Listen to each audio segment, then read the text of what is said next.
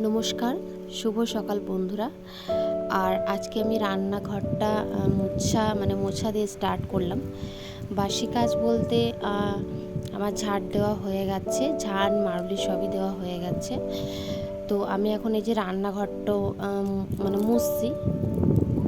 তো বাসন আছে অনেকগুলো, তো বাসনগুলোও ধুতে হবে। আর এখন ঘড়িতে প্রায় 6:30 মতো বাজে। তো ভালোই বেশ রোদ করেছে। তাহলে চলুন রান্নাঘরটা মুছে নিয়ে। আর মাম্মাম তখন ঘুমোচ্ছে, ওর বাবার মাম্মাম এখন ঘুমোচ্ছে। তো মাম্মাম ওঠার আগে আমি কাজগুলো আগে সেরে নিই, ঠিক আছে? আর এই যে এক গাদা বাসন নিয়ে বসে পড়েছি। সকালে দেখবে রাত্রে যদি বাসন ধুয়ে নেওয়া হয় তাহলে অতটা কাজটা থাকে না, কিন্তু এক এক সময় রাত্রে না আলসেমি টাইপের লাগে, মনে হয় যে না থাক সকালেই ধোবো। তো সেই কারণে রেখে দিই। আর দেখো সকালে কত খাটাখাটনি করতে হয়, ঘর মোছা, ঝাড় দেওয়া, তারপর বাসন ধোয়া, ঘর মোছা, আরও তো অন্যান্য আড়তি বাড়তি কাজ আছেই। তো কী আর করা যাবে বলুন, মেয়েদের তো এটাই কাজ। সকালে সকালে মেয়েদের টাইমই একদম পাওয়া যায় না বললেই চলে, তাই না?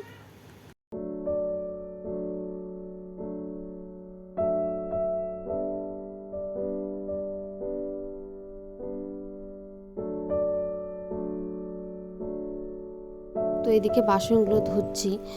কালকে রাত্রে আর কি ভাত খেয়েছিলাম, আর দিনেকার আলু পোস্ত ছিল, তারপর মাছ রান্না করেছিলাম যেটা দিনে, তো মাছের সেটা তরকারিটাও ছিল।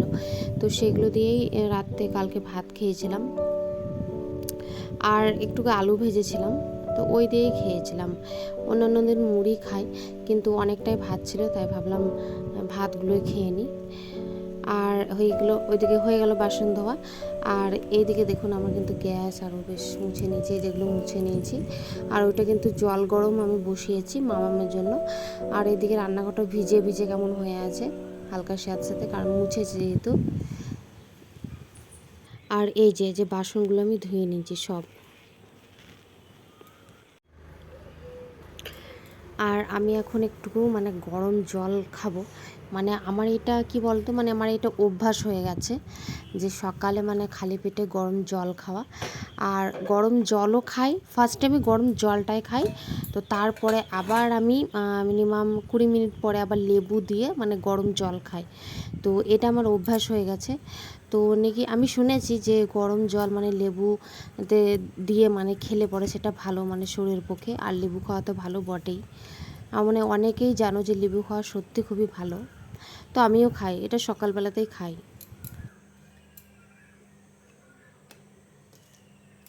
শুভ সকাল।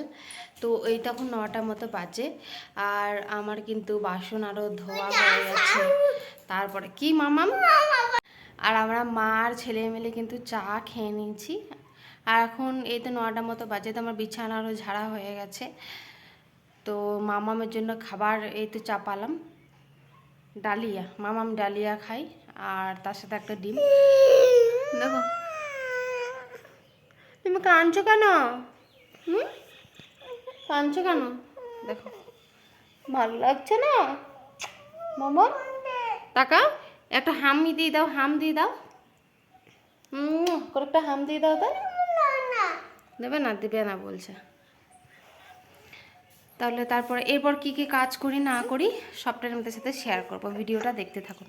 যে শাক তুলতে এসেছি আমাদের এই যে বাগানে, ওই যেখানে দেখতে পাচ্ছেন ওখানে লাল শাক আছে ওইখানে। তো এই শাকগুলোই হচ্ছে যে তুলবো।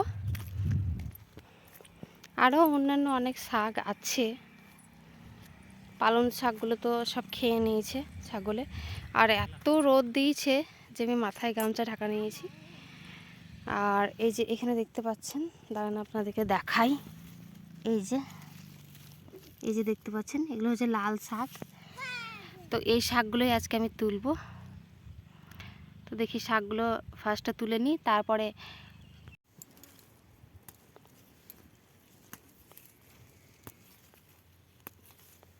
আর বন্ধুরা আমি এখানে কিন্তু লাল শাক তুলছি।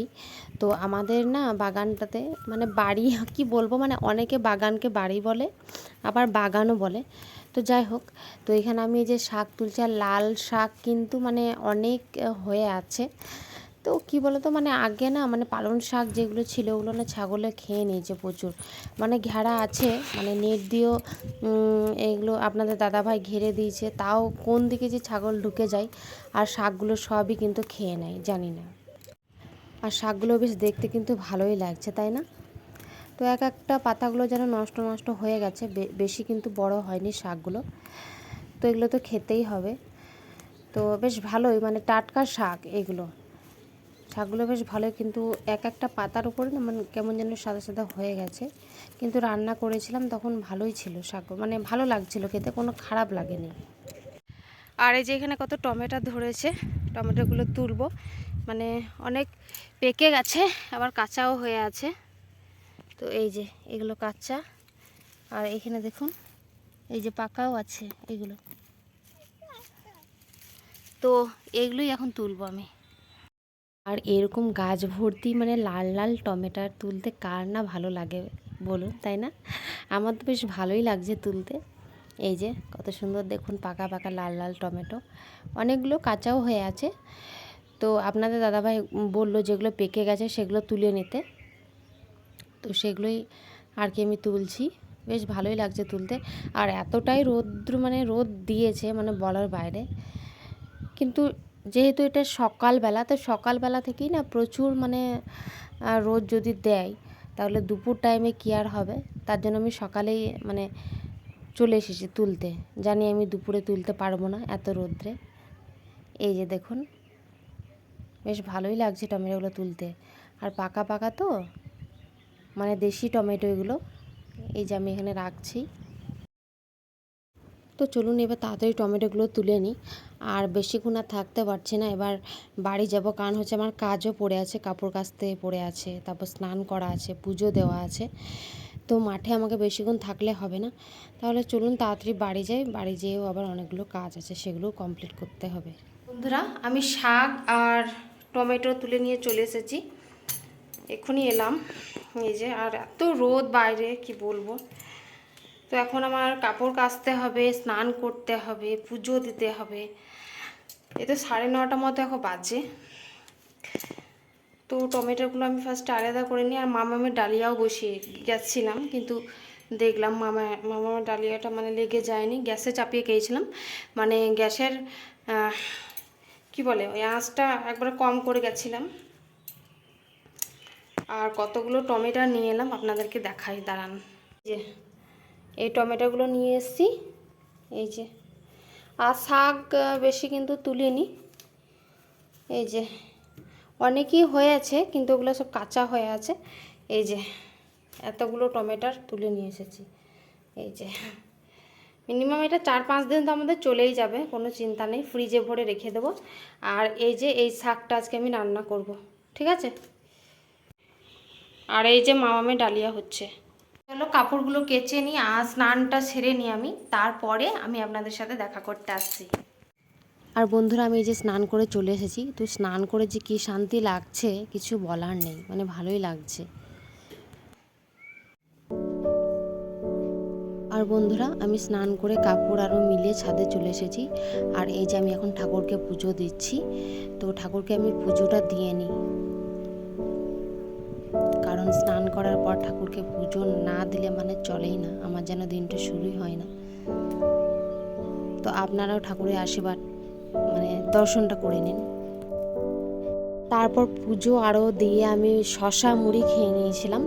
তো তারপর আমার ভাত মানে আগে বসিয়ে দিয়েছিলাম পুজো দিতে দিতে, তো ভাতটা আমি নামিয়ে দিয়েছি।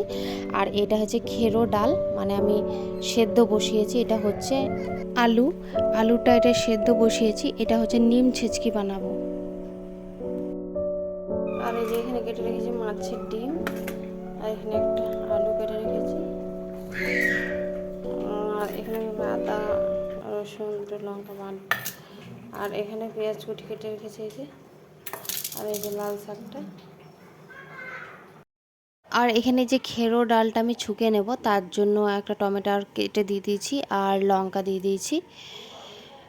আর এই যে একা করে মশলাগুলো দিয়ে দিলাম, এখানে জিরে গুঁড়ো, ধনে গুঁড়ো, আর একটু রেড চিলি, হলুদ গুঁড়ো সব দিয়ে দিয়েছি এখানে। এই যে একটু একটু করে কষিয়ে নিলাম, এবার এই যে এটা দিয়ে দিচ্ছি।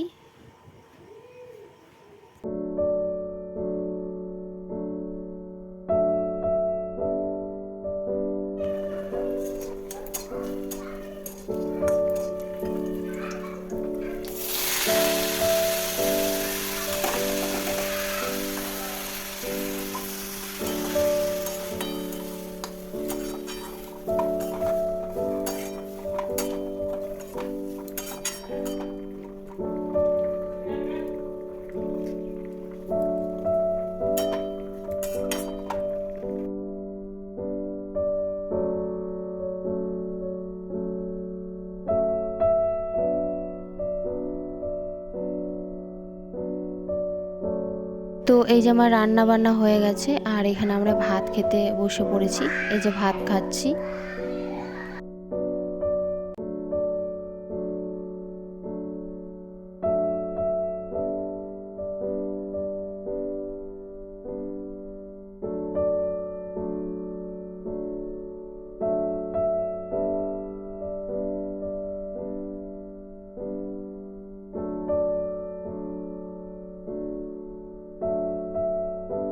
তো তারপরে তো দুপুরে খাওয়া দাওয়া করে শুয়েছিলাম। আর এটা হচ্ছে রাত্রেকার খাবার, মানে বাঁধাকপি তরকারি বানাবো।